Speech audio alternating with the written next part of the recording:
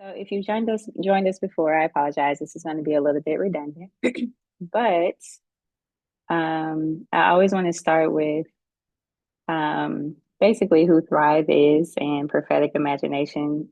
Prophetic imagination is a part of Thrive, and it's basically our webinars where we share our learnings. And tonight is actually part two. We have part one with Gerardo, and we'll have part two with Kevin and Mark tonight. And the title of these presentations are When White Churches Commit to Racial Justice, Lessons from Thrive with Thrive Researchers, and then they will share their titles when they present as well. Thanks for the new folks who have jumped on. Please feel free to put your congregation and city in the chat. As those of you on this call probably already know, the Alliance of Baptists, in collaboration with 27 congregational partners in the US and Canada, sociologists of race and religion, and the Lilly Endowment are engaged in a 5-year project to actively confront structures of racism in order to remove a crucial obstacle to congregational thriving. We believe that the church will thrive as it commits to working to the thriving of all, no exceptions. These are some of the objectives of the Thrive cohort. If you all are not familiar, it's exploring and understanding race-based privilege and oppression, gaining greater clarity about the Alliance's commitment to racial justice, and then drawing on Baptist theological and ecclesial traditions to dislodge white bias structures of injustice and enact racially aware practices. So there's a Thrive core team that helps to facilitate the cohort, and that includes our sociologists, Gerardo, Mark, and Kevin, one of our co-directors, which is Elijah, and then myself. And then we also have an amazing Thrive resource team who helps kind of gather our resources and is a support system for me as a part of that, which I appreciate. And that is Leslie, Sandy, and Leah, who are all members of the Thrive cohort as well. We had a Thrive October retreat last month, which was one of our in-person gatherings. We usually gather virtually, but that was our in-person gathering. So hopefully next year or one day soon, we can gather in person again. At the very least, the Thrive cohort will probably gather at the Alliance of Baptists annual gathering in March next year. Here are our staff members, in case you didn't know who was on Alliance of Baptist staff. So Carol and Elijah are our co-directors. Reverend April Baker is the mission and ministry partner liaison. Reverend Stephanie is over our communications and clergy engagement. Reverend Brett is our visual communications associate. Christy, who helps me write all the Thrive emails, is our communications and development associate. I'm your Thrive coordinator. And then Lily White is our amazing intern. If you are just jumping on, feel free to put your congregation and city in the chat so you know where you're coming from.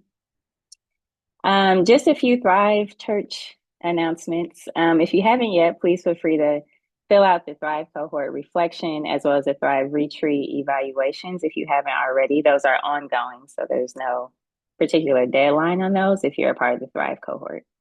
And then for those who are in the Thrive cohort, we'll have our next meeting actually a week from now, just to kind of touch base and see where we all are in our respective congregations.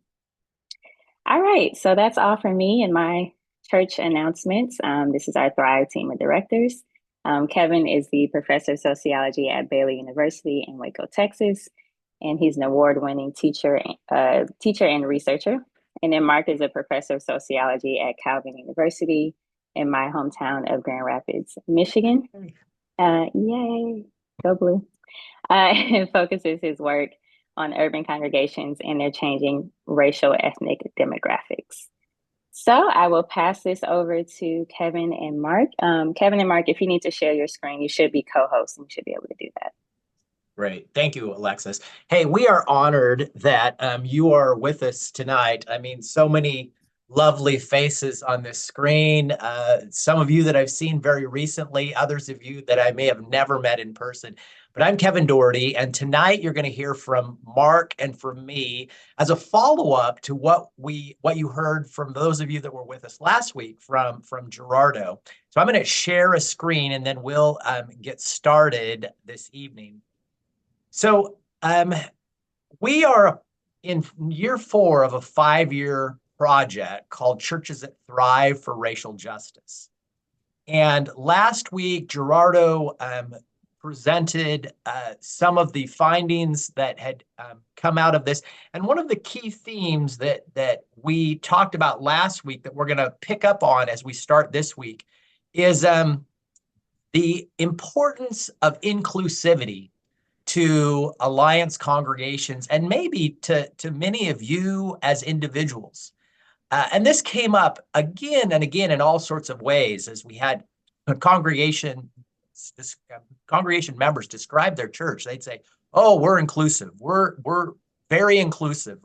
Last week, I was in First Baptist Church of Columbia, Missouri, and they said one of our distinctives is we're fully inclusive.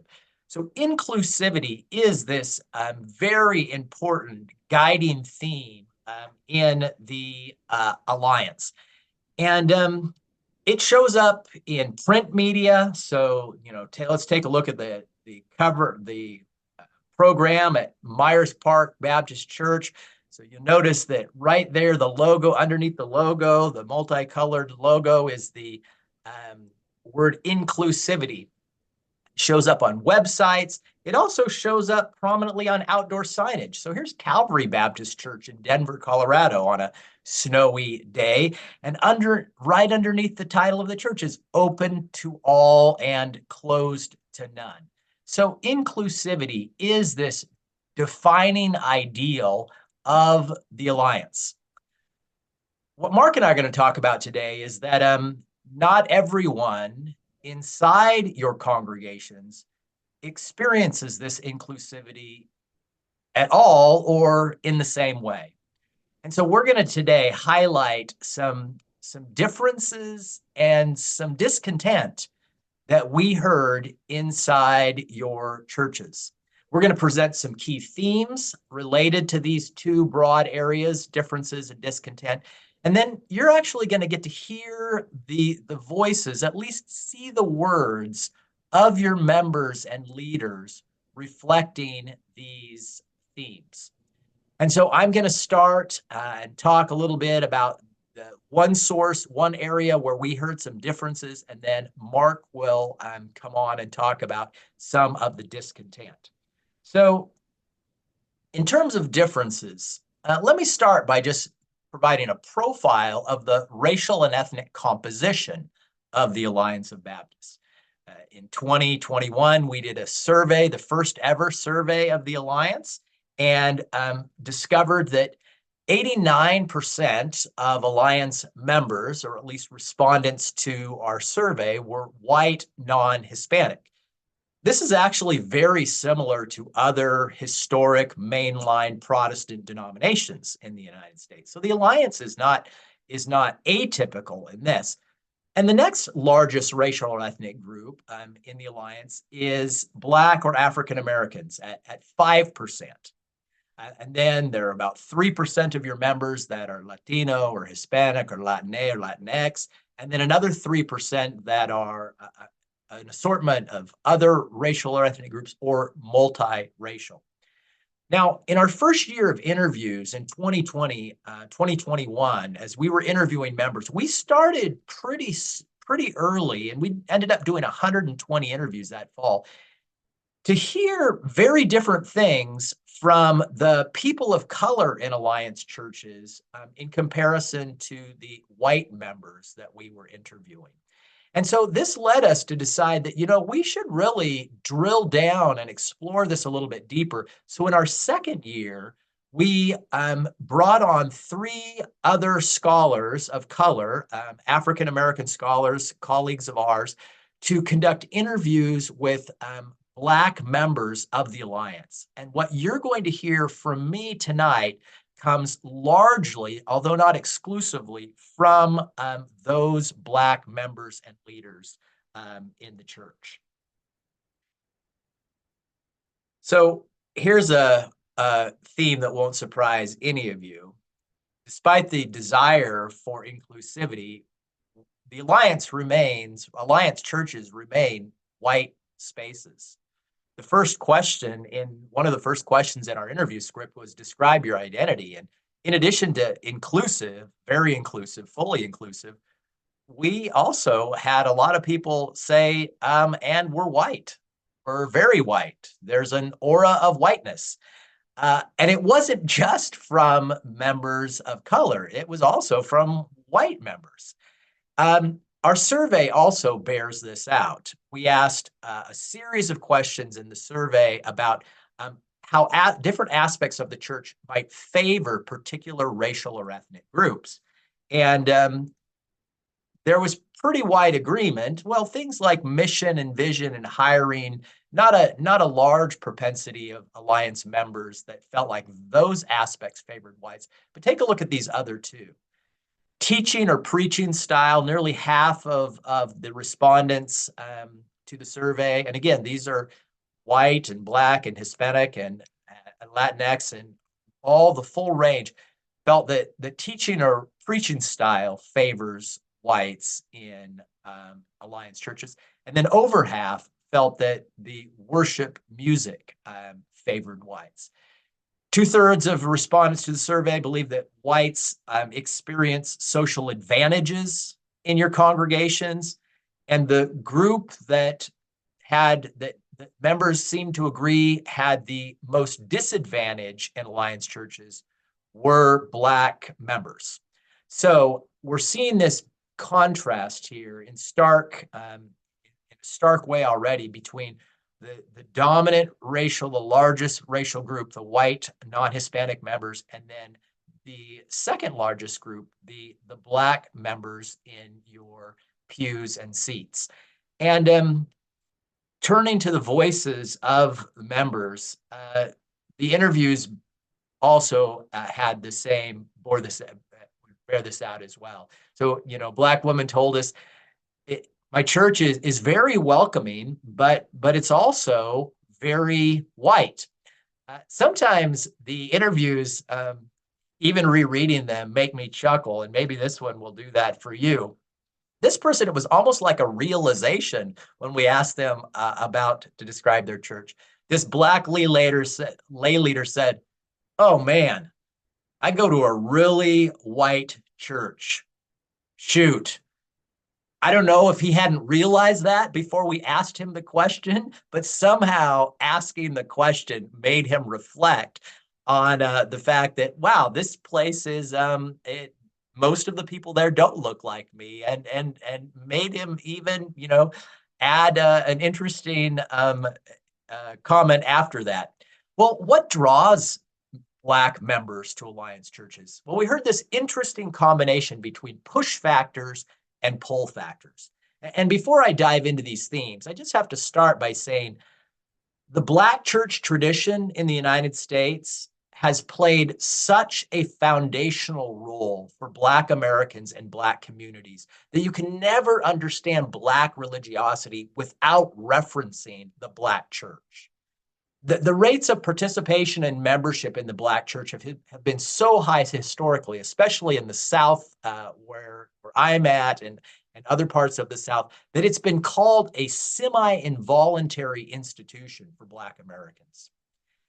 And so the salience of the Black church tradition, it raises the stakes for Black Americans that want any other type of religious experience. And so talking to Black members of the Alliance, we heard some really powerful push factors that led them to leave the Black church, as well as pull factors that attracted them to Alliance churches. And by far, the major push factor out of the Black church for Alliance members was sexuality. Let me share with you some voices of Black members. Black gay man said, "My experience with the African American church was good, except for the churches that I've been involved with in the African churches that are very slow to do things around racial justice. They have a very negative view of LGBTQ matters." Another individual more directly said, "The reason I'm not in an African American church now is because of their positions on LGBTQ and the fact that there are so few that are welcoming and affirming."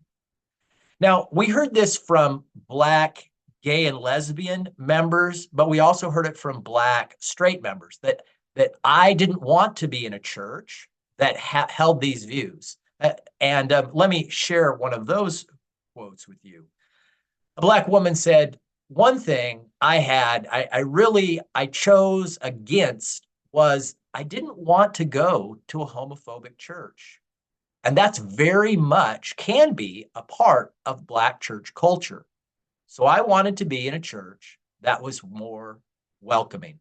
Now, this person went on to say that in addition to her concerns about Black church theology related to gay and lesbian members, she was also uncomfortable by the male dominance in the pulpit of Black churches and wanted a place where she could see female leaders and female pastors.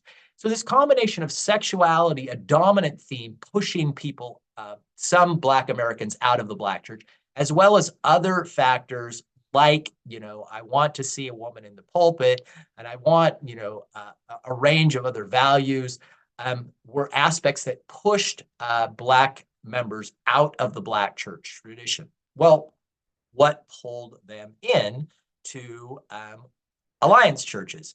Well, there was a number of key factors, and I'm going to first highlight the themes, and then I'll give you some examples for each one of these key themes. So here's the list. Overwhelmingly, the most common theme was that the welcoming atmosphere, particularly around issues of LGBTQ plus inclusion. A second pull factor into the alliance for Black members was theology, the progressive theology and the values wrapped up in inclusivity, for example. A third was this issue of proximity. And in proximity, I'm going to talk about two things. One is the physical location of the church, being near where someone lives or their own community, but also proximity in terms of a denominational familiarity. If I grew up Baptist in the Black Baptist tradition, then maybe I want to continue that affiliation as a Baptist in another type of Baptist church. And then a fourth theme regarding pull factors was many Black members were folks that were already used to being in white spaces. And so being a part of a predominantly white church wasn't foreign to them and something they were comfortable and had experience with. So let me now take each of these factors and just highlight from the voices of a few Black members and leaders how they describe this themselves. So talking about the welcoming atmosphere first, a Black gay man said, there is a general welcoming, arms wide open to receive whoever wants to come through the door. This welcoming and affirming and open were key words that came up again and again. Another Black gay man said, in the service, I get goosebumps. I got chills. I couldn't believe I was in such a wonderful environment. It was friendly, engaging. Everyone was radically friendly. If that's how your members describe your church, radically friendly, that's a pretty good sign. So this welcoming environment was really a popular draw for Black members into the alliance. A second draw was the theme of the values or the progressive theology. And this is what we heard from a Black woman on this. A lot of Black people that end up in the progressive white church might be there because of wherever their values have landed. And sometimes it was a shift in values over time, that what I believed as a child, I don't believe anymore. And I needed to find a church environment that allowed me to stretch and grow in the ways that I was developing. Proximity is a third theme. And we heard this, as I mentioned, in a number of ways. One was a denominational proximity. So as this Black gay woman told us, I was raised in the Baptist church. And the first time I went, in this case, to the Alliance Church, just the church family, everybody is so welcoming, so engaging. From the first time I went in, I was just amazed. So there is this desire to retain something about a sense of familiarity, in addition to the proximity denominationally, we had some people say that this was a nearby church for me. Here's one that captures both of these elements of proximity, both the denominational proximity and the geographic proximity. So this Black man said, it was the closest church near my house, and I grew up Baptist.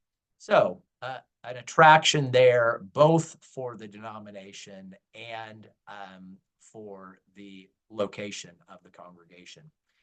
So in addition to the welcoming, the progressive theology, and the proximity, the other theme that I'd highlighted in terms of a pull factor was many of these individuals, Black members that are in your churches, are people that are very accustomed to interacting with white people in their own neighborhoods, at work, at school, and other places. And this is true, I want to say, before I share some voices of your members with us, this is also true across the United States in multiracial, multi-ethnic congregations. That often people of color that end up in those spaces are people that either are in an interracial marriage, or they've attended school or work in environments where they're already used to interacting with white people. So this is not foreign or intimidating to them. They're used to the code switching that has to occur when you talk,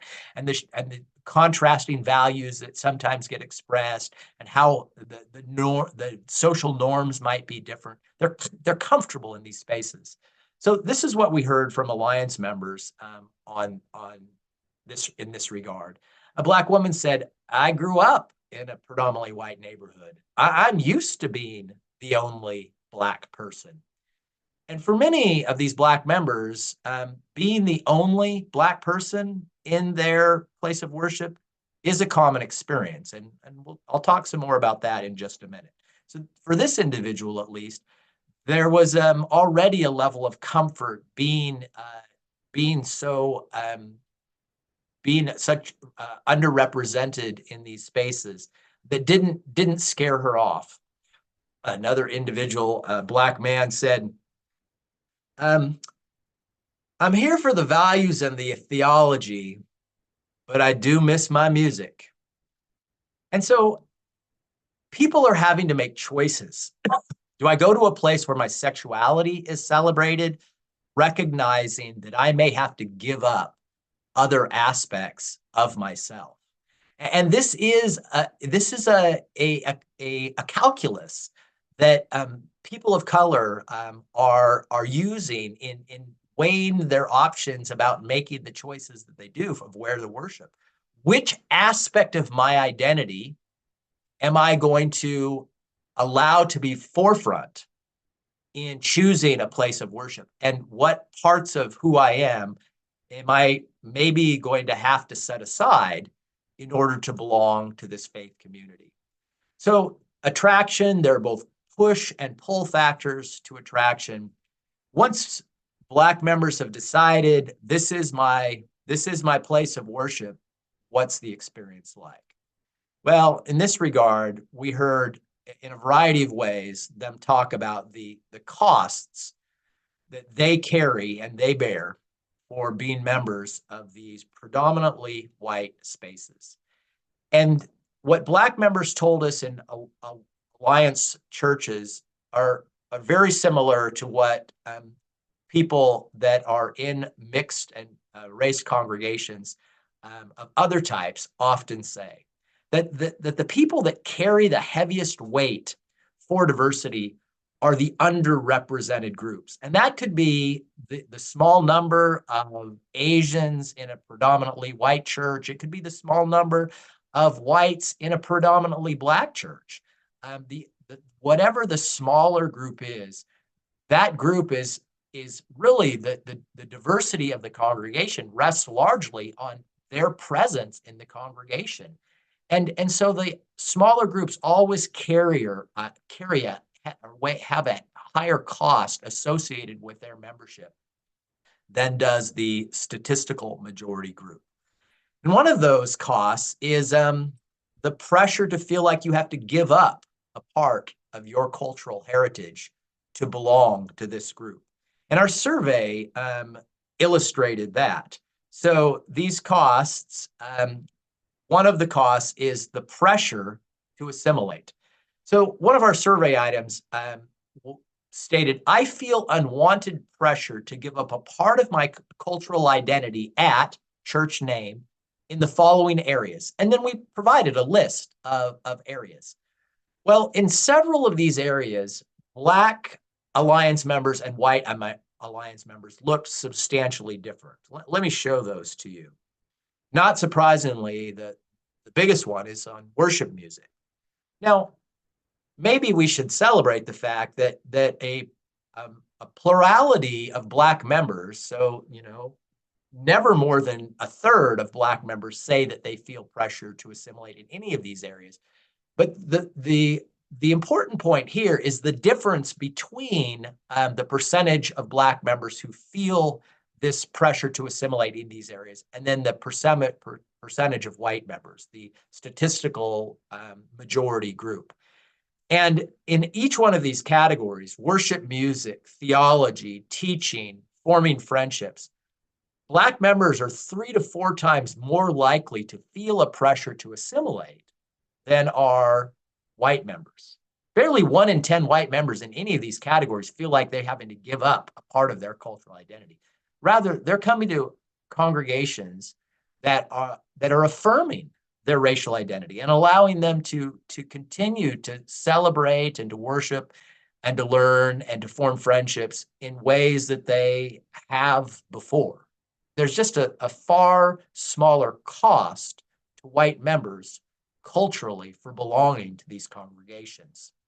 This pressure to assimilate also got expressed in our interviews. Let me read this quote from a Black gay man. I knew going in that there were certain cultural church comforts that I would be giving up.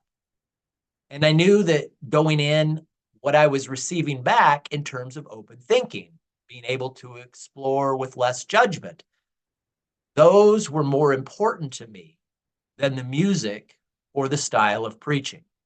So this individual was willing to make the sacrifice for some aspects of his prior religious tradition, the music and the preaching style, in order to gain these other things. But you see that there is this sacrificing part of who I am to have affirmation for another part of who I am. A Black woman told us that I often hear white people at our church remark, why can't we have more Black people come to church here? Black people won't come because every day, all week long, we live white. And we don't want to live white on Sunday too.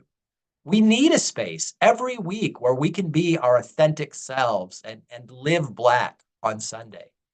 So for some people, the white aura, the white dominance, the white style of worship and preaching style, it's too much. And the Black church remains for many of these individuals, for many Black Americans, the semi-involuntary institution. Even if they don't go every Sunday, that's my church. Those are my people. And so we hear this expressed this way. Now, so this pressure to assimilate is one pressure that Black members expressed in Alliance churches. Now, there's an interesting counter to this, and that is the pressure to lead very early, very quickly, and in some very specific ways. Let me give you an example of this from a Black woman member.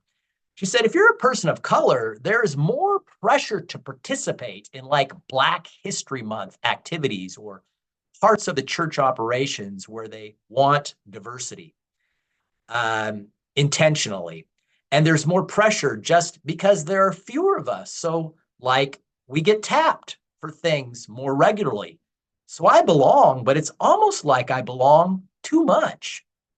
So again, the cost of maintaining diversity rests heavier on the non-dominant group. How does the congregation stay diverse? Well, it's retaining members that bring that element of diversity in. And so many times people of color in predominantly white churches get tapped to lead racial justice efforts, or to lead diversity initiatives, or to lead inclusion activities. And for this individual, they expressed it as feeling like they belong too much. Some others were more pointed in their commentary on this. Let me share this quote from a Black woman.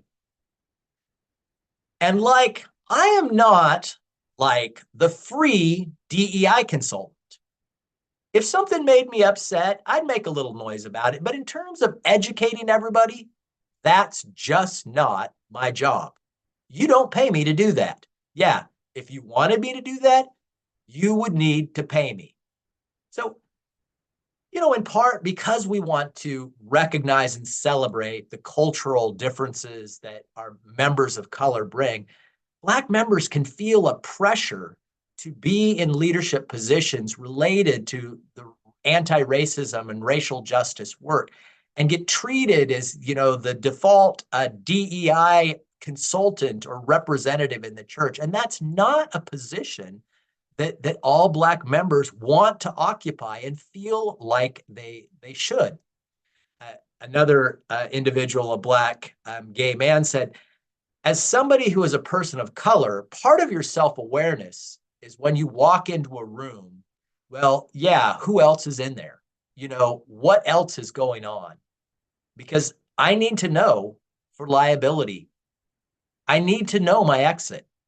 I need to know what's got what you know, so that self-preservation. So for Black members, particularly those that are maybe the only or one of just a few Black members in their church, every time they enter the church, there's this sense of isolation, that I'm by myself, that in terms of self-preservation, I need to know where my exit is. We heard from another Black woman that, just instinctively, every time she enters her church in any type of setting, she counts the number of other Black people in the room. She said usually it's about 2 or 3, including her. And so always being aware that there are not a lot of other people that look like me in this space. And these small numbers, it puts people at risk. It puts people at risk to be ignored, but it also puts people at risk to be mistreated, intentionally or unintentionally. And the difficulty with churches is that for many, there aren't formal rules in place to deal with microaggressions and other forms of racial hostility. And we heard this from a Black gay man. He said that the difference between the corporate world and the church is that the church doesn't have rules. The corporate world has rules that govern behavior. It directs how one treats you. You don't behave that way, you get fired. In the church world, do whatever you want to do. There's no getting fired at church. And so there are protections in place for people of color, potentially at school and at work, that don't exist in our places of worship. And they can feel that vulnerability in those spaces. And because of that, for Black members of Alliance churches, we asked, would you be willing to invite your friends or other people that that are Black or a person of color to your space? And this is what we heard. As a Black person, I think this church is a very welcoming place, but it isn't entirely a safe place. Another Black older woman said, me? Wanting to invite someone? Nah, I wouldn't do it. I couldn't do that. They would be uncomfortable. They wouldn't feel comfortable at all. So again, we see here is that our Black members, some of these long-time members, 10, 20 years, that committed to their church, but that are having a different experience in the church. And I want to, share what some of for the members, and then also for the leaders, what this difference of experience was like. And so asking people to describe their church experience, what we began to hear from the Black Alliance members in the second year that we did interviews is a whole variety of ways that they directly or indirectly see a subtle racism characterizing their church or their interactions with their other co-worshipers in their church. Black woman said, "It's almost as if you think the other shoe is going to drop. Can you trust this person to be real? I mean, if they say they have your back, do you trust that? Because sometimes people are not aware. Well, I'm being nice. Sometimes the racism is very subtle." It's a person that experienced racism in her church. And it's not just the perspective of worshipers. Clergy have this view as well. Black woman pastor told us racism is not red, real. Racism is real. And the church, maybe more subtle. So there is this racism that seems to exist in this alliance churches that, again, want to remind you are committed, deeply committed to inclusivity and the anti-racism efforts, a founding aspect of the values of these churches, and the reason why the Thrive Project exists, and that Mark and Gerardo have been with you. So, reflecting on this, a Black gay man said, "Disappointment, that's my feeling, disappointment. There's some people I really like who disappointed me, really nice white people who can't get unstuck." So almost like this perpetuation of these behaviors and these attitudes that they may not even be aware of, that Black members are experiencing again and again and again. A Black gay man member told us, what happens is you realize the congregation are individuals, and individuals have prejudices, fears, anxieties, and whatever. As I begin to meet individuals, I begin to realize, they're racist in this congregation. They say they're not, they just don't know. They've never been in a situation where they've never been challenged. So what we hear in these congregations committed to inclusivity is that despite the desire to be anti-racist, that racism remains, maybe in a more subtle fashion, that imbalances in power exist, making Black members feel isolated or alienated or put on the spot to speak for their race and carry the racial justices of the church. And simply being present in the same worshiping space, occupying the same seats, singing the same songs, hearing the same sermons, does not automatically change opinions or build relationships across racial groups. And it's not just the members that share these stories. We also heard similar things from the Black pastors.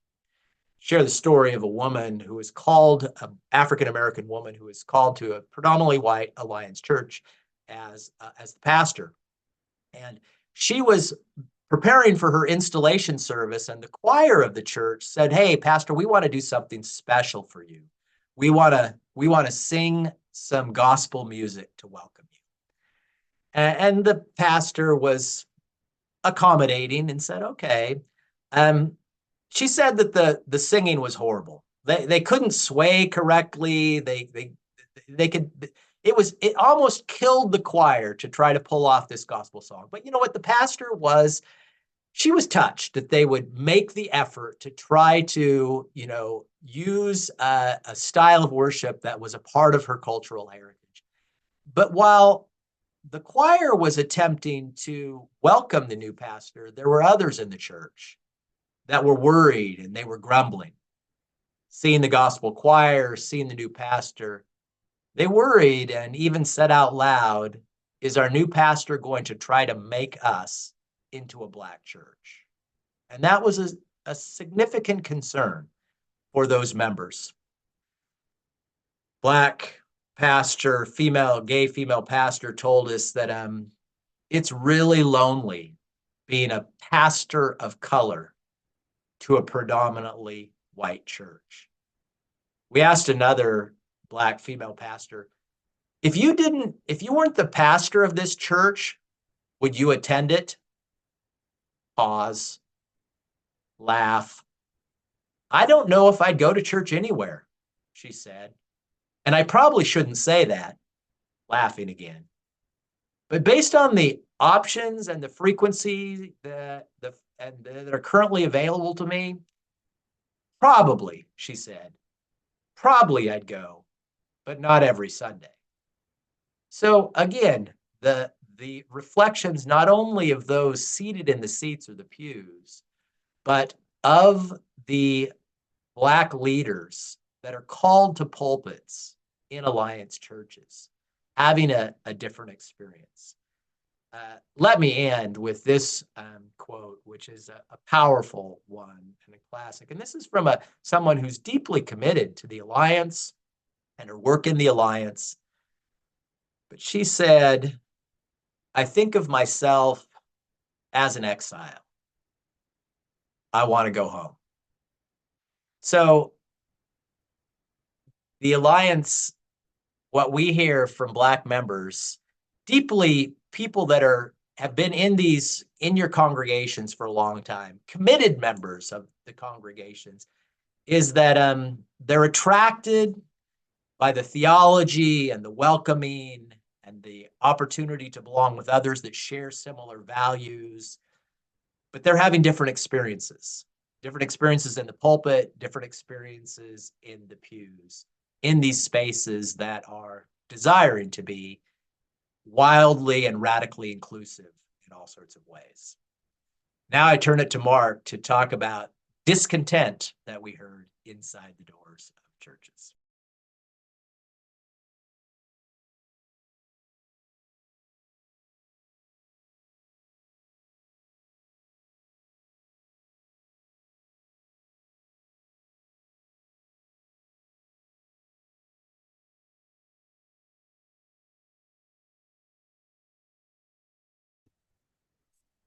Thanks, Kevin. Appreciate that. So I'm left with the real desirable task of discussing discontent within Alliance congregations and what that looks like when it comes to these anti-racism efforts in which you are all so deeply engaged. So I'm guessing that if you're here this evening, you are likely more aware than most folks that anti-racist work causes ambivalence, perhaps diffidence, and in some cases discontent and resistance. Now, when many of you probably realize this as well, when I discuss this project with other folks who don't know what the Alliance of Baptists is, which is the vast majority of folks, because I think of Baptists and I think of the SBC, and when I say, oh, no, these are different. This is the Alliance of Baptists. They're actually progressive. They look like a progressive mainline denomination. They're surprised to hear that any resistance actually exists within a progressive denomination, especially we haven't talked about this evening, but in our interviews, with our 150 interviews that we've conducted, there is a lot of discussion that Alliance identity is progressive, social justice oriented. It's a hallmark. It's a key identity of the Alliance of Baptists. And especially true, I think, since 2021, when you look at the covenant that folks agreed to throughout the denomination. And yet we know that through the same survey that Kevin presented some results from earlier, we know that when we did that in 2021, around 15% of folks in the Alliance described themselves as not motivated to work toward racial justice. Well, and it's a minority, but it's still 15% of the folks within the Alliance are deeply ambivalent at best about the anti-racist work to which the Alliance has committed itself. I do want to spend a little bit of time this evening, though, discussing the fact that there's different ways that the discontent manifests. And so for tonight, I'll discuss it, let's see here, in terms of not on board, which is a phrase we actually pulled directly from, I think, multiple interviews with Alliance folks. So that's one way we describe it, folks who describe themselves as, or others as not on board. Then we have a second theme of resistance. And then I think we have this really, really key theme that is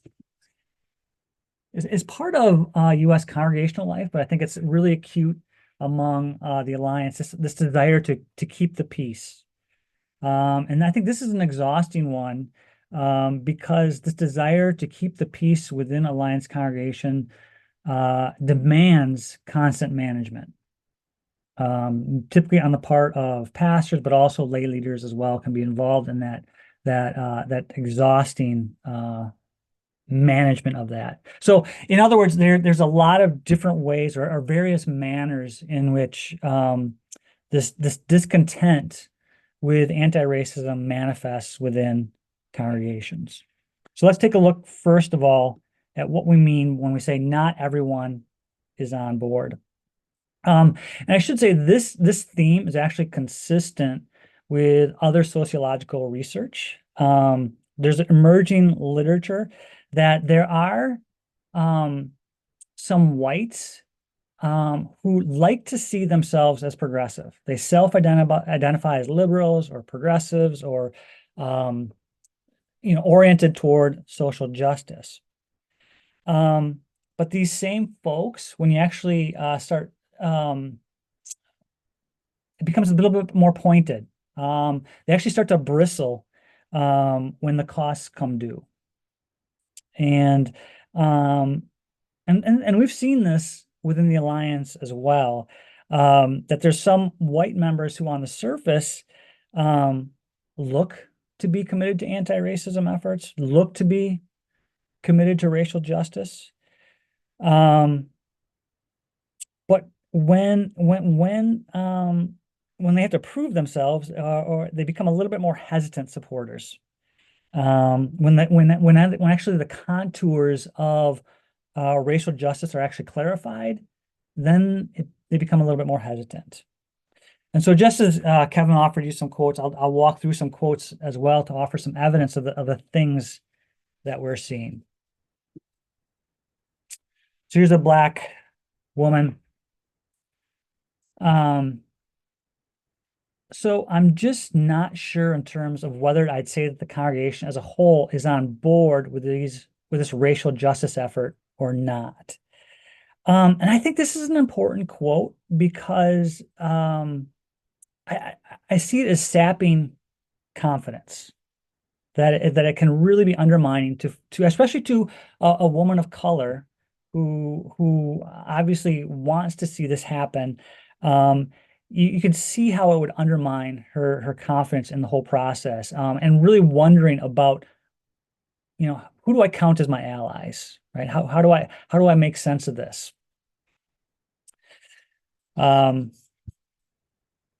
Another quote.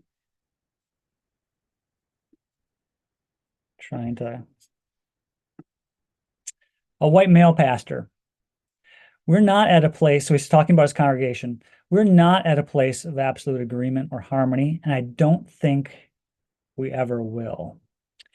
And this is, I think, is a significant one in actually I think there's a sense of despair there that how will we push through? When will we get to that spot? And if we're never going to get there, then what actually is our target as a congregation?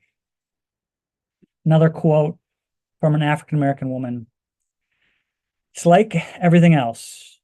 There are some people who are with what you're doing, and there are people who are not, right? And so again, I get a sense that there's not a lot of hope for a sense that we're ever going to have a tremendous amount of momentum, that we're all going to be rowing in the same direction. And again, I think that likely is undermining to the whole process.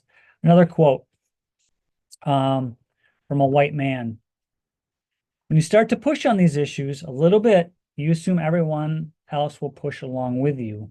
And you realize there's pushback instead. And you start to go, wait a second, I thought we agreed on this, right? Especially for the church. And you start to see the insidiousness of it all. Again, notice how dispiriting that has to be for folks who are on the leading edge of anti-racism efforts, thinking, hey, we've gone through a process, right? We're the Alliance of Baptists. We do process. We have committee meetings. We form teams. We go through a process, and we all agreed on this. And all of a sudden, to realize, oh man, we're not fully supported in this process. So, like I said, I think it's a dispiriting realization, and it also probably leads to second guessing. Another quote from a white man.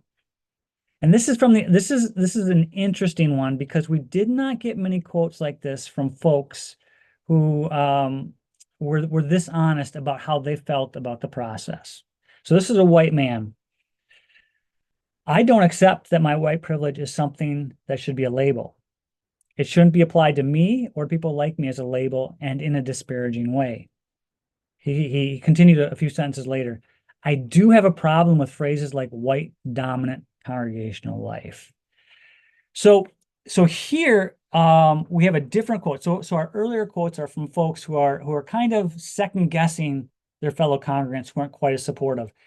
This white man, he himself is pretty explicit that he's not on board. He's quite clear that he feels like he should be exempt from any accusations.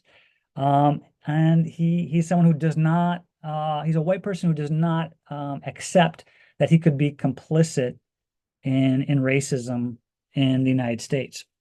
I think it seems to betray the fact that this gentleman probably has a hesitancy to fully appreciate the nature of systemic and structural racism in the United States.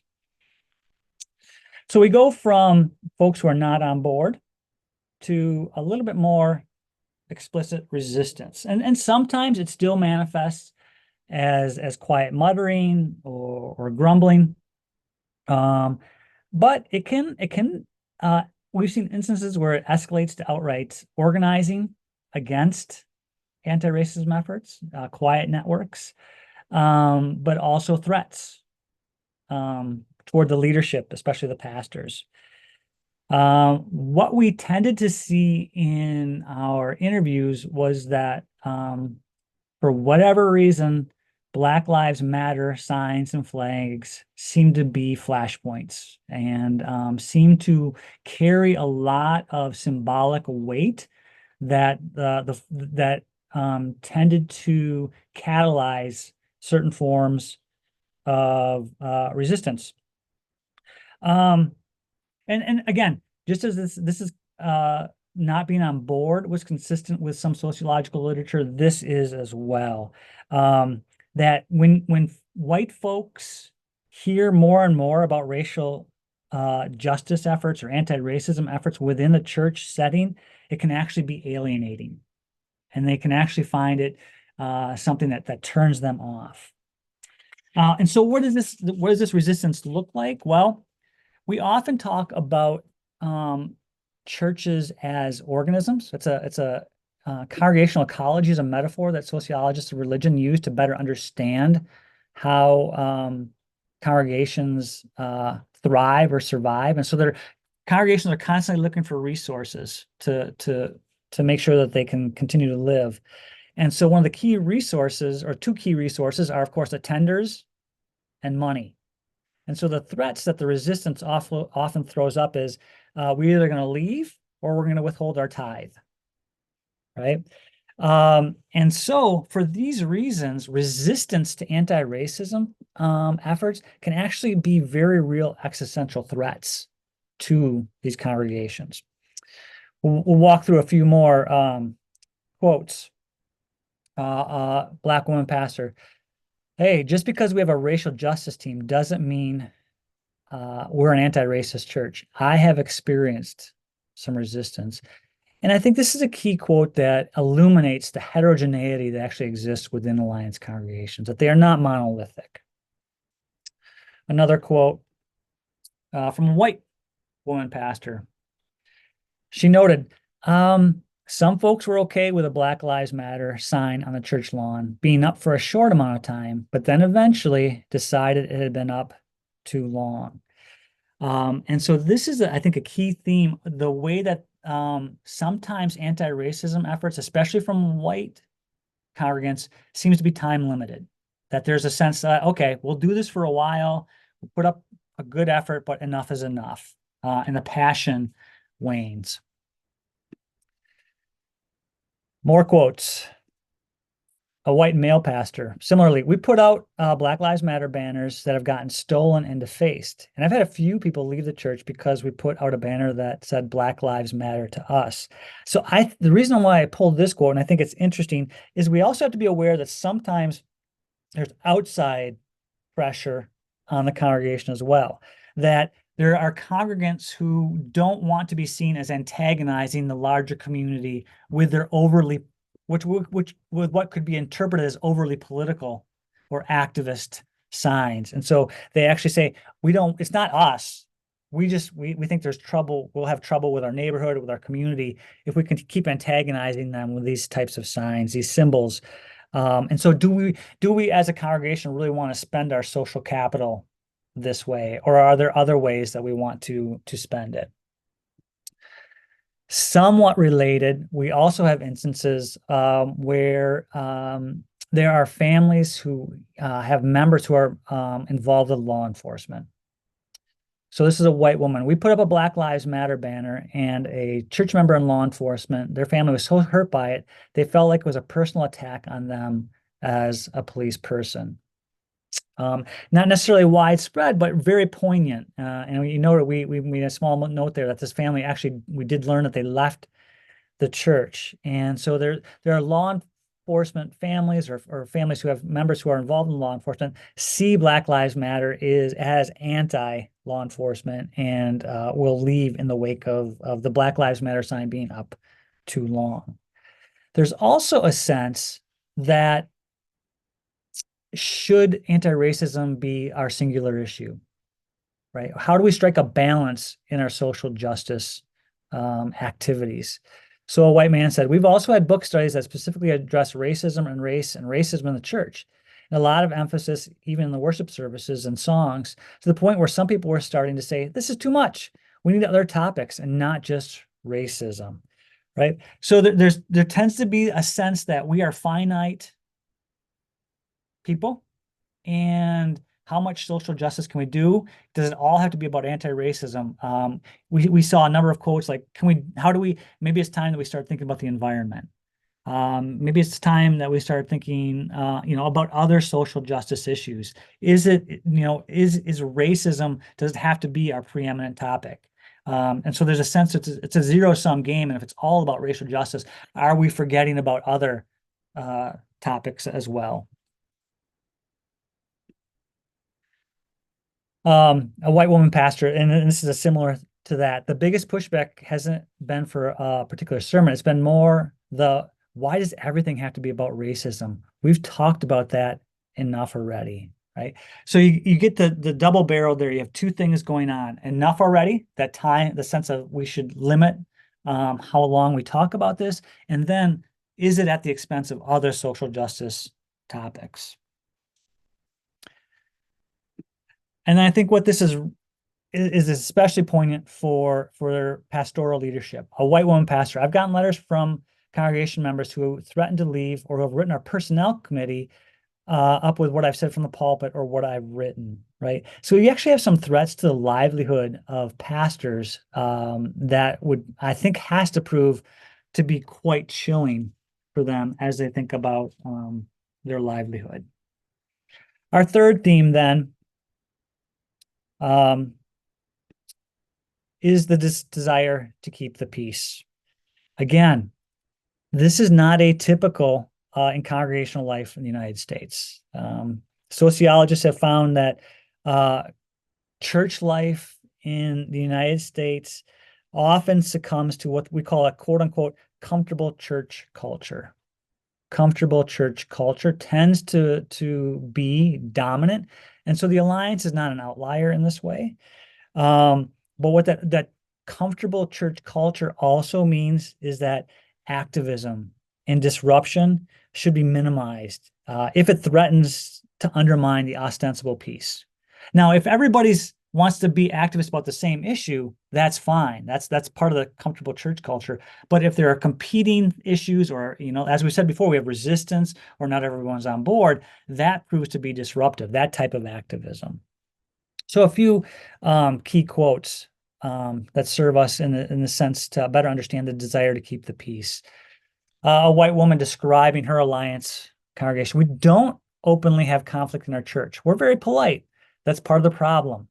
It's a place where it's hard to have difficult conversation." So you have this cultural norm and of politeness, and I think that this is true of a lot of organizations in the United States, but I think it's especially true of congregations where things are supposed to be sacred, and this is where the teachings of Jesus are articulated, and so of course it's going to be the heightened that sense of organizational politeness.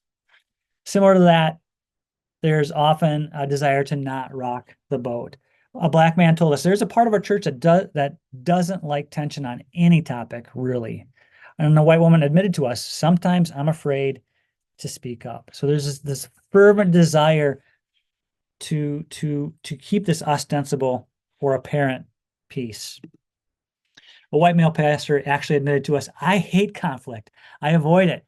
And maybe that's some of who our church is. We're not going to pick a fight if we don't have to, right? So even leaders within these congregations express apprehension about disagreements. And I sometimes wonder if this might be especially true of self-identified progressives or liberals, not wanting to be too aggressive or fighting too hard, and wanting to maintain the peace.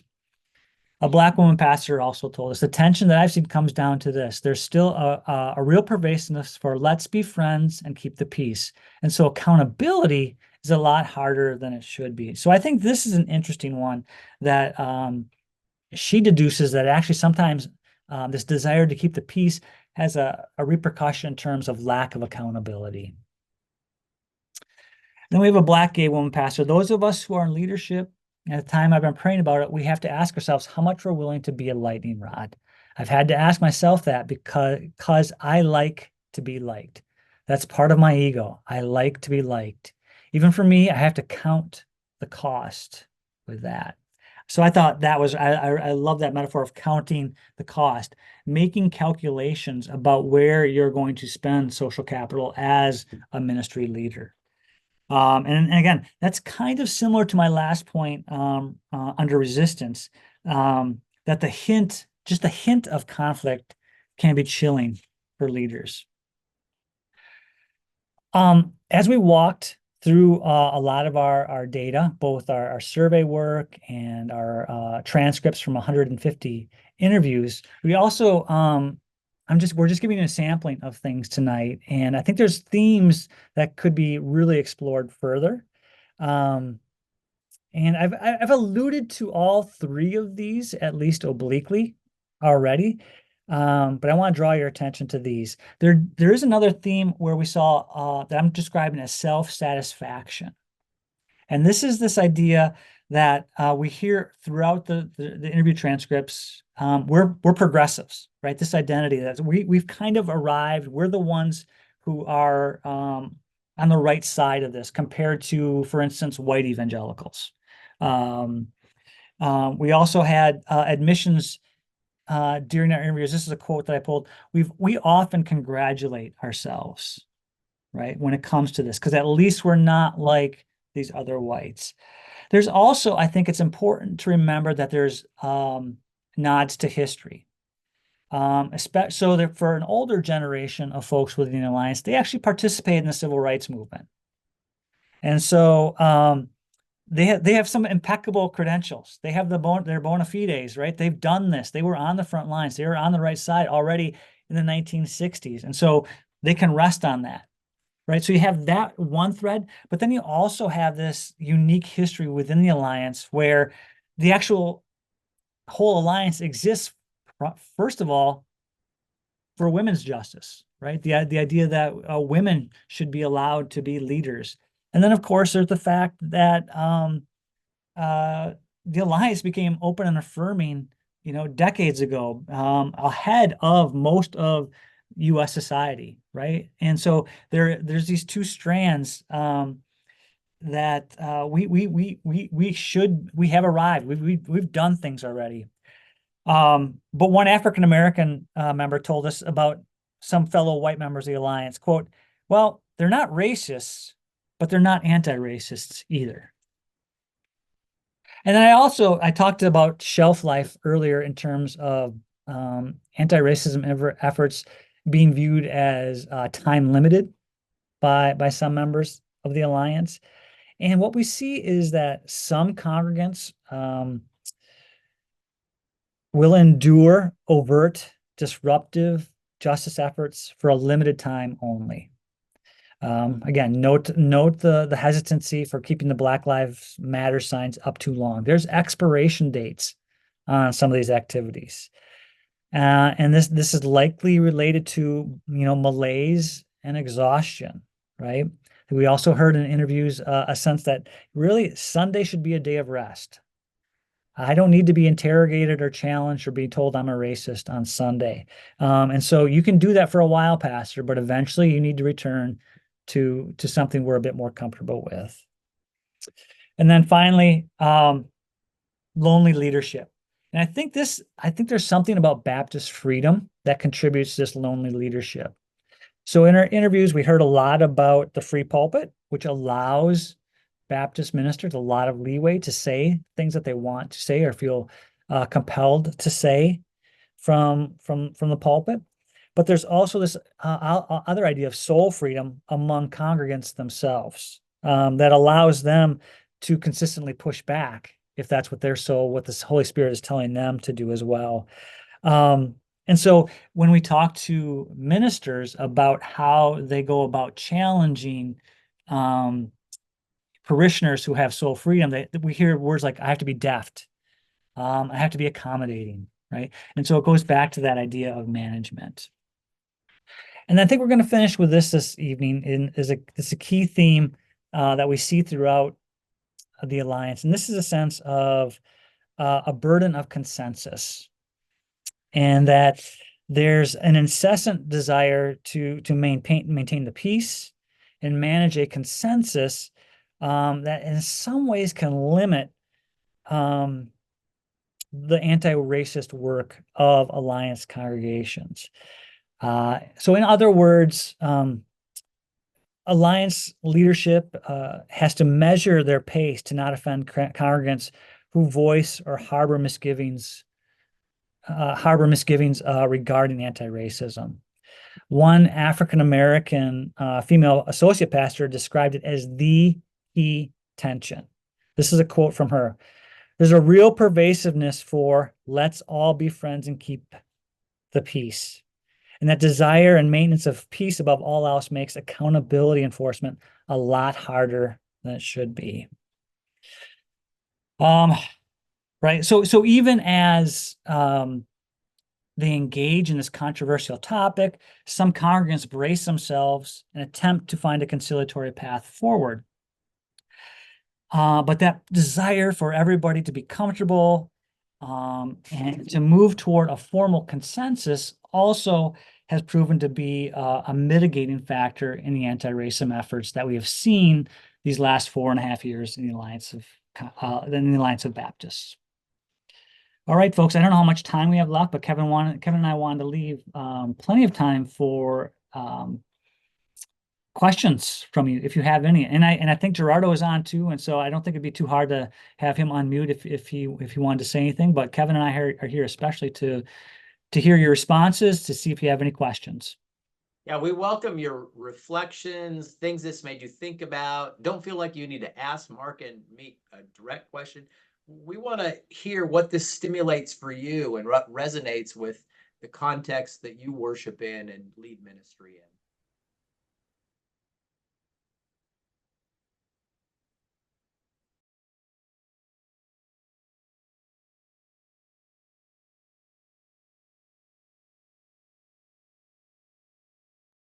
I would also add, if folks want to think about this, we haven't mentioned it so far in the call, but in light of the election and the election results. So um, this is a different context even from part one of the presentation. So if you want to think about that and what that means for your own context as you offer your thoughts, reflections, or questions. You can also place them in the chat if you want as we go on, and I can select them, or Mark and Kevin can look at those as well.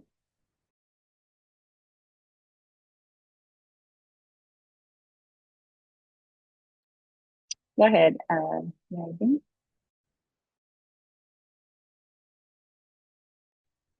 You have your hand up, Megan? Or was that an accident? I did. Are you willing to have me talk? Yeah, go ahead. Okay. So one of the things that totally resonated with me is that the music, the way of going to church when you were a child, deeply digs into the highway that you have to heaven, to God. I mean, it's so important. And none of us who are non-Black church people want to give that up, but we need to create an avenue for the folks who are coming to us. And I really resonate with the fact that the reason they're seeking out white churches, at least in our area, is probably because the LGBTQ issues for them leave them not being able to go to their old churches. And I just would really, really want to make sure that we don't do all our music so that I can't get there, but that we do include the music that will help those who are coming to us travel that highway to their childhood link to God. Thank you, Megan. I mean, the music and the worship is such a defining aspect of identity in congregations. And so we actually happen to have an expert on worship music in this Zoom room, somebody who has written a very popular and a successful book on this topic. Gerardo, why don't you talk about the experience of congregations that have racial and ethnic diversity, how they've navigated worship music in ways that make them inclusive? Thanks very much, Kevin, and thank you, Megan, for what you mentioned. Worship is one of the most difficult things to navigate right now in this conversation because it is highly valued, and of course, many people feel very connected to the worship as an experience of connecting to God. I did an extensive research project looking at churches that were successfully racially diverse. And what I found is that there is no one type of music that successfully attracts all racial or ethnic groups. I also found that Black people did not necessarily uh, insist that gospel music was the only way that they connected to God. So I think part of the difficulty is we have a lot of ideas and imaginings about what kind of worship music is the best kind of music. And that is always difficult. What I have found that impressed me more than anything is people commit to their churches first, and then they learn the kind of worship that exists in their churches. And they see it as a part of the community that they join. And so even though they may say, it's a little more contemplative than it was, or it's a little more lively, whichever way it goes, what I find is that if they get to a church committed through a friend or family member, almost always, then they find their way to appreciating the worship of the church.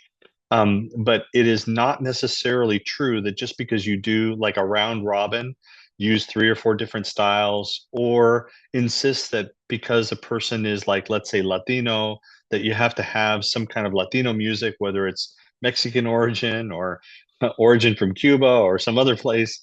It's really more about people feeling like they're connected to a body.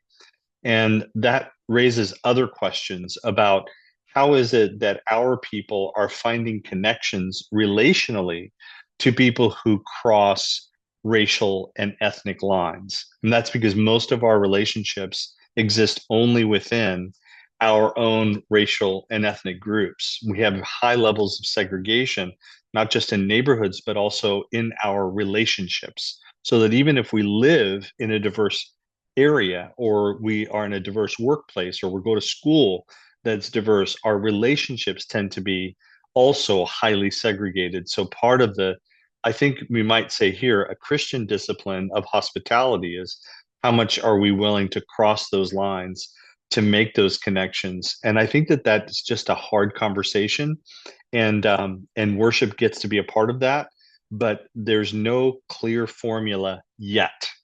I am encouraged with all of our worship leaders and music directors, volunteers, and paid who are spending so much time really dedicating time with choirs and teams and thinking through their music and working with both volunteers and their staff and pastors to think this through. So it's not something that nobody's thinking about.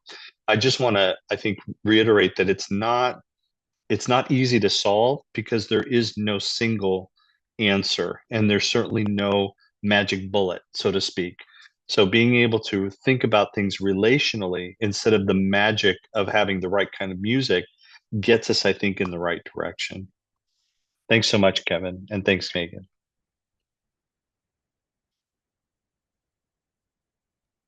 Awesome. There are a couple of comments in the chat. I can read them, and then Kevin and Mark, you can feel free to respond. Paula, hey Paula. Paula says something that emerged for me in what was shared are the examples of white fragility playing out in our congregations as we relate to one another. There's a lot white congregants can learn from the Black congregants worshiping in alliance congregations who are willing to be uncomfortable or quote pay the price in order to be a part of a worshiping community. It's a conversation, isn't it? Lynn also says, hey Lynn, I appreciate the comments about there always being people who won't go along, that seeking full consensus can keep us from action. Also feeling the quote expiration date thing, not because I've heard grumbles, but more that I worry about hearing that from folks. And that's the thing I need to work on so I don't stall out.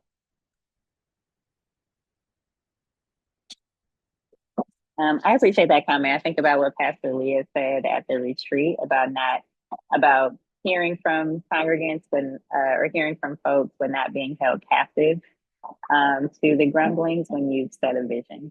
So I think that can be an important lesson as well. But Mark and Kevin, if you want to respond to those.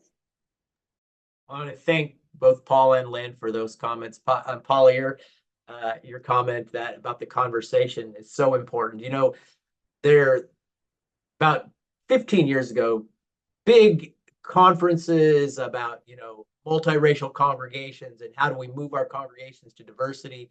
And largely it's white audiences that these people, including people like Gerardo and me, attended these events as speakers, and it was white people saying, how do we make our churches more diverse? And one of our colleagues, Michael Emerson, who wrote the book Divided by Faith, a big seller on this topic, he said, easy, join a Black church. All of you people that want to be in a diverse setting, join a Black church. But that wasn't the answer that many white people wanted to hear. It's no. How do we get more people of color to our church? That the difficulty is that somebody's going to be uncomfortable in a church setting. Are we willing to be uncomfortable to welcome those that don't look like us? Are we willing to be uncomfortable to put ourselves in worship settings where we're not in the statistical majority? And then how do we have conversations? So I think, for me, in doing research on this area for 20 years now, it's that I had great hope that multiracial congregations would be settings for deep and meaningful friendships that would change lives. Rather, what it became was places where people of different races and ethnicities came together, sang some songs, and left in different cars to different neighborhoods at the end of each worship service. and that those relationships never really formed in those contexts in ways that would have a meaningful impact on the way that we think about our lives and think about others and even the way that we vote. And so we need to do more about having the conversations with people that don't look like us inside and outside our congregations, because our work in racial justice won't ever move forward with only our perceptions of what people that don't look like us need in society.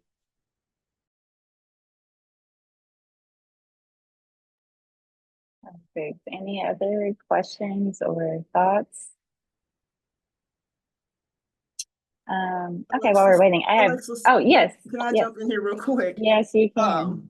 I so appreciate this conversation. And I have a whole lot of questions that I'm not going to ask right now. But it stirs up a lot for me. Let me just put it like that. I do my best to visit as many congregations as I can. I don't announce myself because I'm not going to preach or speak or do anything, but I just show up. And that piece about giving up something to be able to be a part of the larger body of the Alliance it's a lot. And I am I've got so many thoughts. I am so committed to the work that the Alliance is doing. And I'm appreciative to the churches that have taken the challenge and lifted the banner to do this anti-racism work through Thrive. But I guess I'm going to go all over the place. We did not have enough time for this. Can I just tell you? What is it? This is one of the questions I jotted down. What is it that we as the leadership team and as churches who are leading this effort, what can we do to help kind of bridge the gap that I kind of sense in this conversation, without compromising our goals, without compromising the work that we're trying to do? And I don't know if there's an answer to that, but I guess that's, as president of the organization, I guess that's probably one of my biggest questions. What can we do to help bridge the gap that just seems to be there?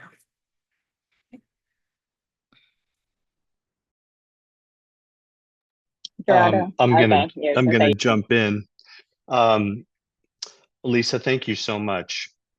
These are among the most important questions because they get closer to the intimacy of people's own experiences of their spiritual lives. And it's a whole different kind of thing of like whether you have a screen or use a guitar or things like that. We're talking about something that's a lot deeper, and that's the way you're expressing it. And I think you're right that it's not going to be solved today. I think that part of what we need to recognize is that when I hear a pastor telling me I'm in exile and I want to go home, that is a deep expression of loneliness and disconnection. And I don't think that having the right music is going to solve that. So part of it to me is, and something that I think that I have learned in my time with the churches and listening to people and sitting like you do, is I do think that there is a tremendous amount of disconnection and isolation and therefore loneliness of people in our ministries, especially if you are a staff member or a clergy who is Black, especially perhaps if you're Black and queer in our churches. If you are called to ministry and you want to do ministry, and you are Black, you only have so many avenues. If you're Black and you have certain attitudes that you've accepted about LGBTQ and the community, regardless of whether you are gay or not, you only have so many options for where you're going to express your call to ministry. So the Alliance has become a welcoming place for many people. At the same time, I think that we may just assume that the fact that they have been called and that they have accepted a call is sufficient. And then it is up to them to simply to pastor and minister and to serve. And same with people who are coming to the churches as members. They want to have a commitment. They decide that church is important to them. They're willing to cross different bridges and sometimes barriers to be able to connect with the church.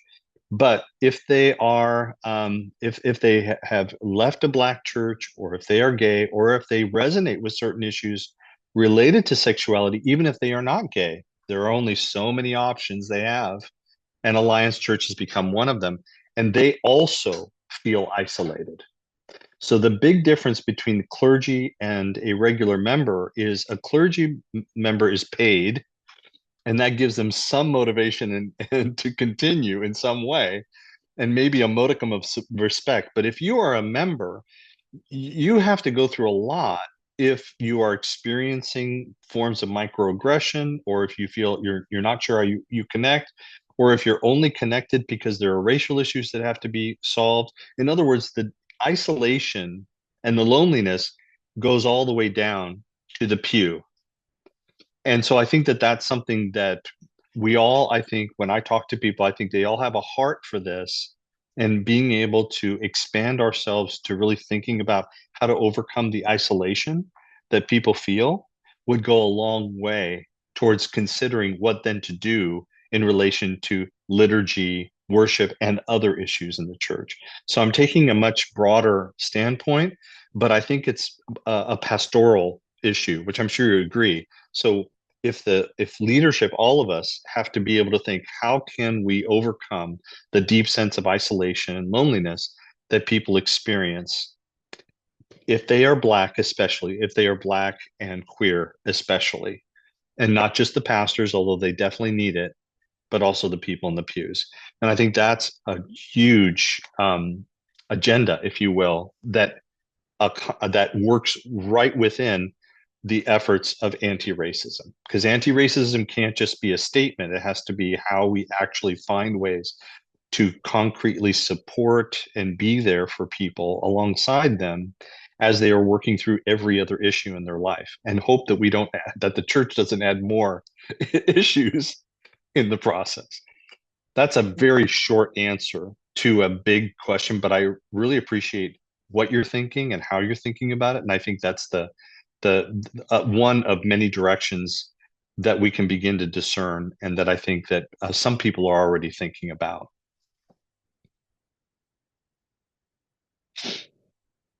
I'm gonna leave it at that. Thank you, Gerardo. That helps.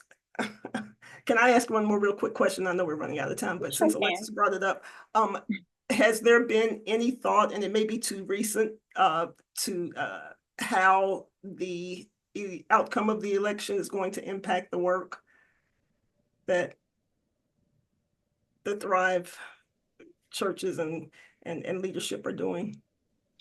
I'll just answer quickly.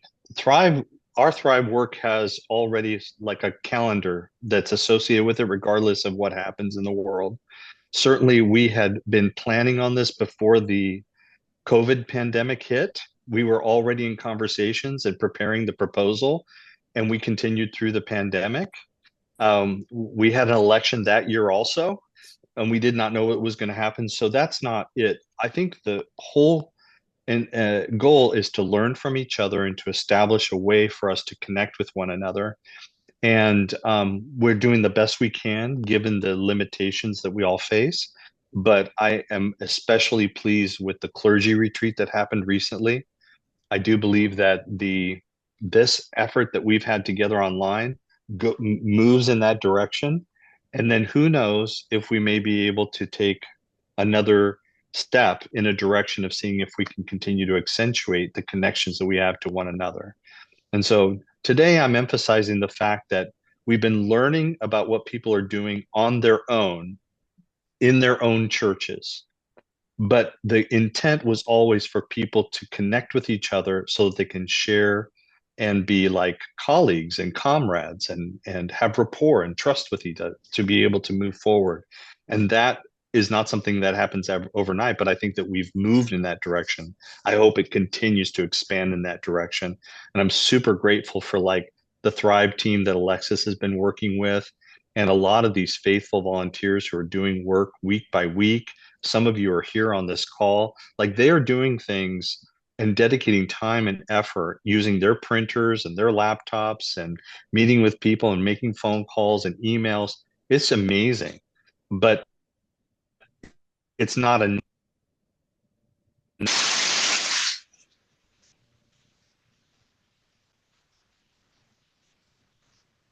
Oh, I think we lost your sound, Gerardo. Unless it was me. No, it wasn't. Okay. Okay. Think you're back. Okay, I think you may have lost, but nevertheless, just that we need to There you are. continue to work together, that we just need to continue to keep working together. And I think that's the best answer at the moment for what the direction of things looks like. Yeah. Perfect. Thank you for that. I'm gonna, I know we're coming short on time, so we'll close them. Oh, Andy, did you come off mute? You can speak if you want to. I just have one quick thing to say. You know, I'm realizing how long I've had to deal with this because I'm getting so old, but I still think that one of our biggest problems is figuring out that right now, and for at least in the most churches that I've dealt with and been members of, the 11th commandment is be nice. And I think we have to get rid of that, and we have to figure out what be loving and caring is. But we've got to become more honest, more open and blunt, or we will never solve most of what we're talking about tonight. And so I just think there needs to be some sermons preached on the 11th commandment that we need to get rid of.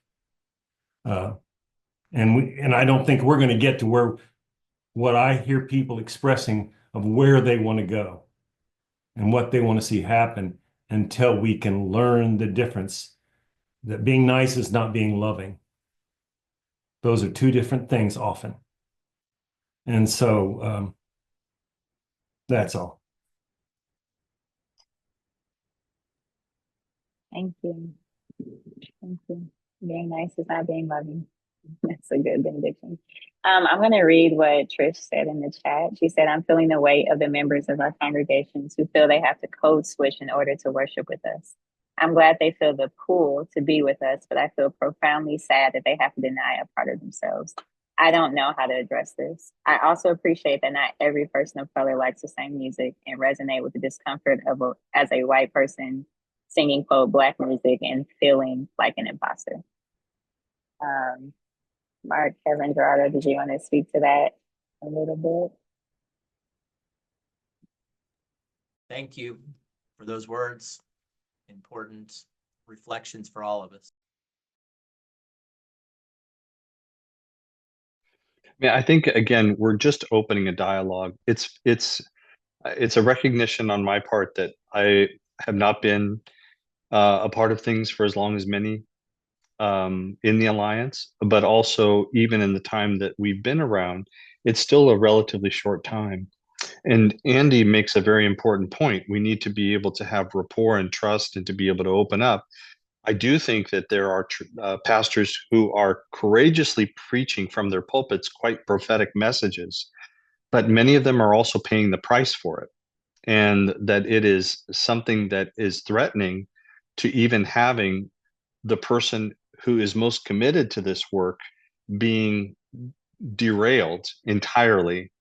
So there's a sense of how we model and work with each other, and that's part of where it's like being able to appreciate the concrete challenges that are faced by a pastor, not just on Sunday morning, but 24/7, and that to the extent that we have leaders and connections that allow us to really be there and support these people who are doing the work is going to be crucial. And that's not providing a curriculum. I'm talking about being there And that's the kind of thing that allows us then to do the kind of truth telling that I think Andy is talking about, because I don't think many people would disagree with you. We do have to go beyond being nice. Maybe people in the pew don't completely understand that, but I do think that there are quite a few people who do. It's that they're still not sure how to do it, and they often still feel alone in doing it. And so moving from there, I think, is a big part of the challenge. Thank you. And thank you all so much for your engagement. A big thank you and shout out to Mark and Kevin for part 2 of this presentation. And thank you, Gerardo, for part 1 that laid the foundation for this presentation. And again, thank you all for jumping on to have these really important and ongoing conversations. Obviously, this is not the end, and I'm sure there were more questions in the room. I have questions too that we can revisit and come back to. But I think this is really important to share as we do this work together. And it is a reminder that we're not alone in this work too. So I think that's important to know. There's a lot of thanks in the chat. The meeting next week, Lynn, yes. So for those of you who are in the Thrive cohort or part of the Thrive racial justice teams in your congregation, we will meet next Tuesday at 7 p.m. Eastern. I'll send out a reminder via email. If anything changes, I'll let you all know. But the plan is to meet next week. And honestly, we can continue the conversation. I mostly wanted to check in after the Thrive retreat to see how you all are settling into your work in the congregations. And we can also continue this conversation as well. And then I also want to share the Thrive Resource Drive that our intern Lily has been working with me on, and I've included some of, or all of the resources really shared in the last few presentations as well, as well as some other resources. So thank you all so much. Enjoy the rest of your week and stay safe. Thank you.